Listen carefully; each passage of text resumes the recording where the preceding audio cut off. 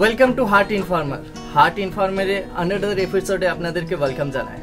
আজকে আমি এসেছি জামতলার ভাটার মোড়ে আবার মনিরুলদার ফার্মে, যেখানে বিগত আগের ভিডিও আমি দিয়েছিলাম কিভাবে একটা অ্যাসিলের প্রতিপালন করা যায় দক্ষিণ 24 পরগনার মধ্যে। তো দক্ষিণ 24 পরগনার যে ওয়েদার আছে, যেগুলো পাহাড়ি মুরগি, যেগুলো পাহাড়েই সবচেয়ে ভালো হয়, তামিলনাড়ু বা অন্যান্য রাজ্যে যেগুলো ধরে নিই, সেই রাজ্যের মুরগিগুলো এখন দক্ষিণ 24 পরগনার মনিরুল বাবু নিজের হাতে গড়েছেন নিজের একটা স্বপ্নের ফার্ম, যেগুলো কিভাবে এখানকার ওয়েদারের সাথে খাপ খাইয়ে সেই মুরগিগুলো প্রতিপালন করতে হয় এবং সেই মুরগিগুলো কি অসুবিধার সম্মুখীন করতে হয়েছে এবং কিভাবে প্রতিপালন করলে তাদের রোগ বালাই থেকে মুক্ত রাখা যায়, এবং সেই সমস্ত গুরুত্বপূর্ণ তথ্য নিয়ে আজকের ভিডিও হতে চলেছে। তাই ভিডিওটি স্কিপ না করে সম্পূর্ণটা দেখবেন, আশা করি আপনাদেরকে ভালো লাগবে।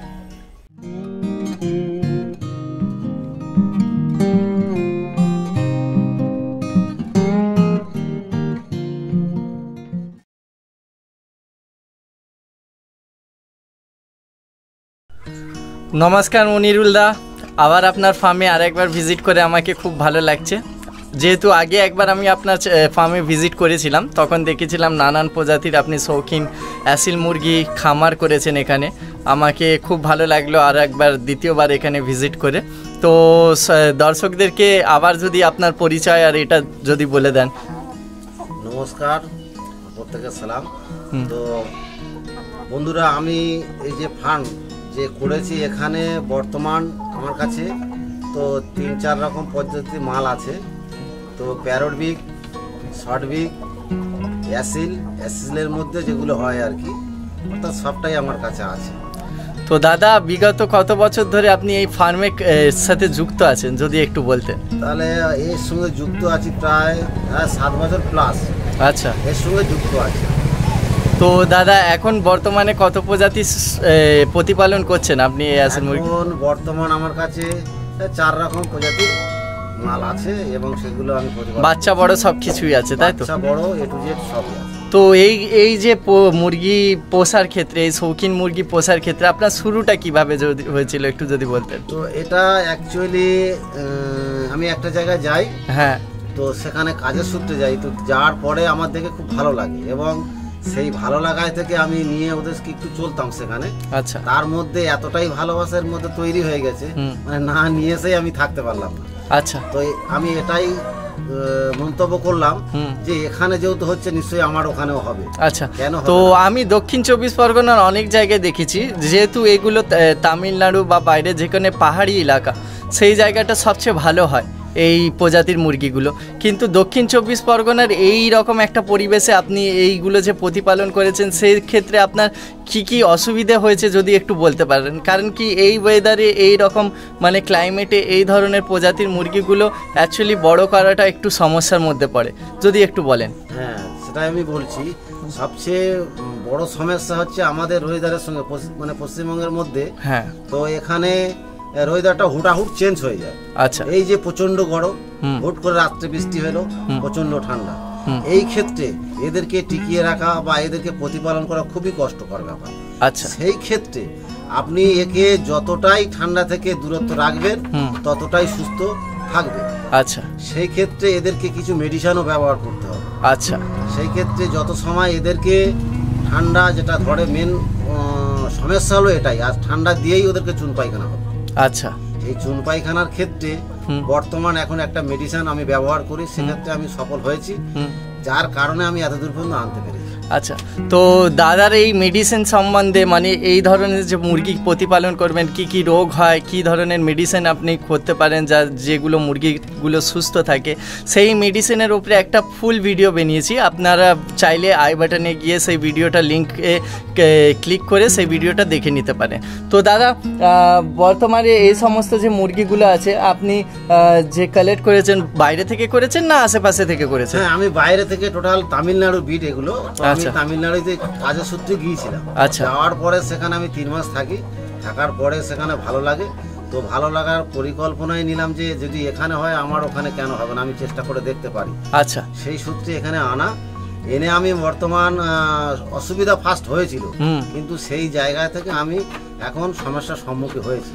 আচ্ছা, তো একজন প্রাপ্তবয়স্ক মোরগের ক্ষেত্রে কতদিন সময় লাগে একটা প্রাপ্তবয়স্ক মোরগ পরিণত হতে বাচ্চা থেকে?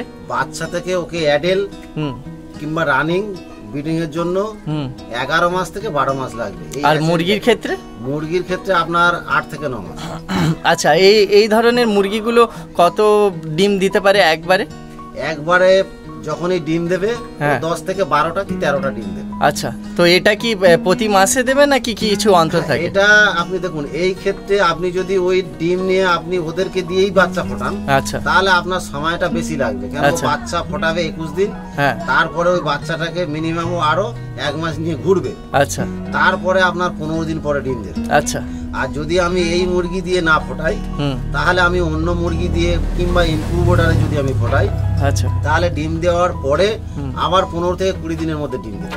একটা সবচেয়ে গুরুত্বপূর্ণ কথা ছিল যেটা আমার মাথায় বারে বারে আসছে, এই সমস্ত যে মুরগি, যেরকম বিদেশি মুরগি, শৌখিন মুরগি, যেগুলো আমরা বিভিন্ন রকম খাঁচা বানিয়ে একটা বড় স্ট্রাকচার করে যেরকম আমরা ফার্ম করে রাখি, তো এই ধরনের মুরগি কি খাঁচায় বন্দি করে ফার্ম করে রেখে প্রতিপালন করাটা কি সহজ না অসুবিধার মধ্যে পড়তে পারে? বা এরা যদি ফার্মের মধ্যে বা খাঁচার মধ্যে এদেরকে রেখে আমরা বড় করতে চাই, তাহলে এগুলো কি ঠিক সেই হিসেবে বড় হবে? সেই হিসেবে মানে এদের হাইট বা যেরকম এদের ওয়েট একটা হয় একটা প্রাপ্তবয়স্ক মোরগ বা মুরগির একটা, তো সেই রকম হবে কি হবে না?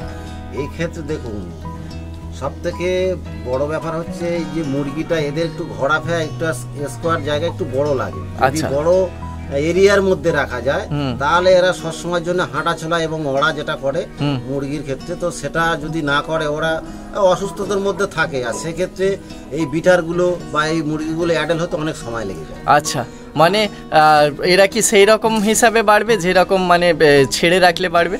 না, ছেড়ে রাখলে যতটা গ্রোথ থাকবে এবং বাড়বে যতটা, আপনি খাঁচার মধ্যে রাখলে সেটা হবে না। আচ্ছা, তাদের সবচেয়ে বড় কথা একই জায়গায় ওরা দাঁড়িয়ে থাকে। আচ্ছা, নড়তে বা উঠতেও চলতেও পারে না। আচ্ছা, সেই ক্ষেত্রে ওদের অ্যাডেল হতেও সময় লেগে যায়। আচ্ছা, এবং ওয়েটটা যেটা আসার কথা সেটা আসে না। আচ্ছা, তো আরেকটা দাদা প্রশ্ন ছিল, এদের যে খাঁচাগুলো বানাতে হবে সেগুলো কি সবসময় রাতের দিকে কি ঢেকে রাখতে হবে নাকি এমনি যেরকম খোলা অবস্থায় যেরকম দেশি মুরগিরা থাকে সেই রকম রাখলেও চলবে? না, এখানে আমরা যেটা দেখছি বা বিগত দিন দেখে এসেছি, অনেক এই প্যারট বা এই শর্টবিকের মধ্যে যারা অনেক লস বস খেয়ে তারা উঠতে পারেনি। সবচেয়ে বড় সমস্যার একটা আছে, সেটা হলো আমাদের এখানে ঋতু চেঞ্জ হয় যখন বা সময় চেঞ্জ হয়, সেই ক্ষেত্রে একটা মশা, ছোট টাইপের একটা সাদা মশা ওঠে। ওই মশায় হাত থেকে এদেরকে গার্ড করতে হবে। প্লাস গার্ড করার জন্য একটা মশারি সিস্টেম আপনি করবেন, যে রাতে নিরাপত্তা সেখানে থাকতে পারে, আর যাতে না ওই মশা ওদেরকে কোনো মতে সূচ না ফোটাতে পারে। যখনই 1 দিন থেকে 5 দিন সূচ ফোটাবে, অলরেডি ওদের বডিতে ইনফেকশন হয়ে যাবে। আচ্ছা, ইনফেকশন হওয়ার ক্ষেত্রে ও অসুস্থ হয়ে যাবে, ও আর হাঁটবে না, চলবে না, একই জায়গায় বসে থাকবে। তো দাদা, এই যে সমস্ত দেশি মুরগি বা ঘরোয়া মুরগি যেগুলো আমরা প্রতিপালন করে থাকি, 1 পিস 2 পিস যেরকম আমরা ঘরের মধ্যে ডিমের জন্য প্রতিপালন করে থাকি, তো তাদের খাওয়া দাওয়া যেরকম নর্মাল আমরা ফিড ব্যবহার করে থাকি বা গম চাল যা কিছু বাড়িতে থাকে খাইয়ে মানুষ করি, তো এই সমস্ত মুরগির ক্ষেত্রে কি সেই সমস্ত ফিডই দেবে না কি আলাদা কিছু এর ব্যাপার থাকে? না, এইসব মুরগির খাওয়া দাওয়া 3 রকম খাওয়া দিলে সব থেকে ভালো। তো সকালে আপনি আটা বা আমাদের এই গ্রামের যে গুঁড়াটা পাওয়া যায় ওটাকে চেলে নিয়ে একদম ধুলো টাইপের, যেটা ওর সঙ্গে মিক্স করে খাওয়াবেন। দুপুরে যদি খান, ঠান্ডার সময় হলো গরম ভাত দেবেন।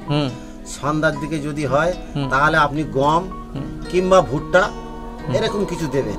তারপরে যখন ডিম দেবে, ডিম দেওয়ার আগে আপনার করতে হবে, ওটাকে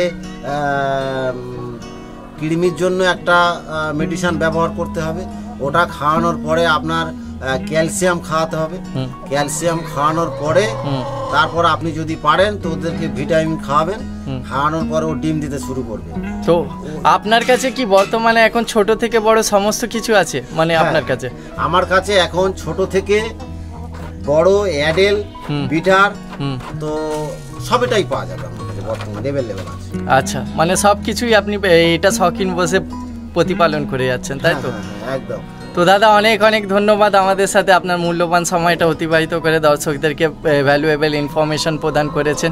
আশা করি বিগত বছরে আপনি আরও এদের উপরে গুরুত্বপূর্ণ তথ্য আমাদেরকে দিতে থাকবেন এবং আপনি আরও বড় ফার্ম করুন এদেরকে নিয়ে। আমার শুভকামনা আপনার সাথে রইল। এই প্রতিবেদনে এতটুকুই, আবার দেখা হচ্ছে আমার পরের প্রতিবেদনে।